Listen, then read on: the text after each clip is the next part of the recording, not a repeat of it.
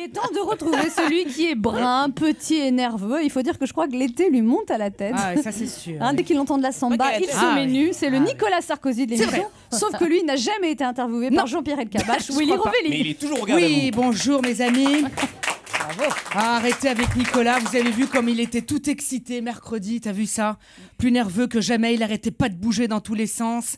Avant il disait 5 mots et puis il avait un tic, là il faisait 5 tics avant de dire un mot. Ouh, il était colère avec ses mouvements d'épaules et des bras contrôlés. Les juges, Hollande, Taubira. Mais bon, là n'est pas le propos, Regardez la car vidéo. je dois vous le dire encore une fois ce matin, les amis, l'heure est grave.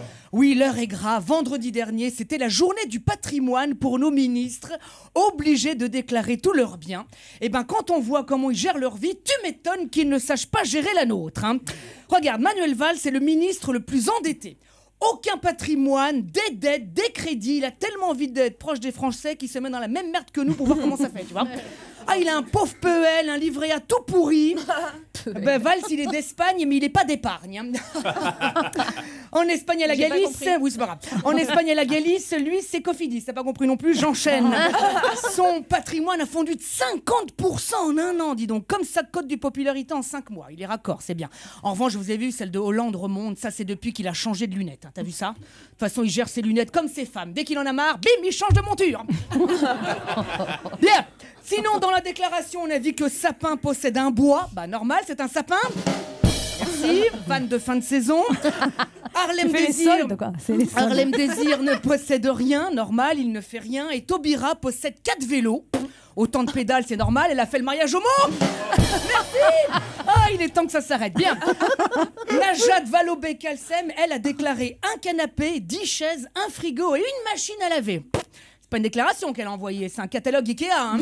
Prochaine fois à la télé, si on l'entend répondre à une question, on saura d'où ça vient. Je la taquine, mais là au Brésil hier soir, malgré la défaite, qu'est-ce qu'elle était jolie. Moi j'ai adoré ce mondial, j'adore voir tous ces smicards hurler de joie quand un millionnaire sur le terrain va encore plus s'enrichir. Ah c'est beau. Et ben ça devrait être ça tout le temps. Quand le patron du MENEF s'augmente alors qu'il demande à tous les salariés de se serrer la ceinture, on devrait tous chanter « Qui ne sautait pas n'est pas gâtaz !» Hey. Les départs de Depardieu, Arthur, Bernard Arnault à Bruxelles, 1, 2, 3, vive la Belgique.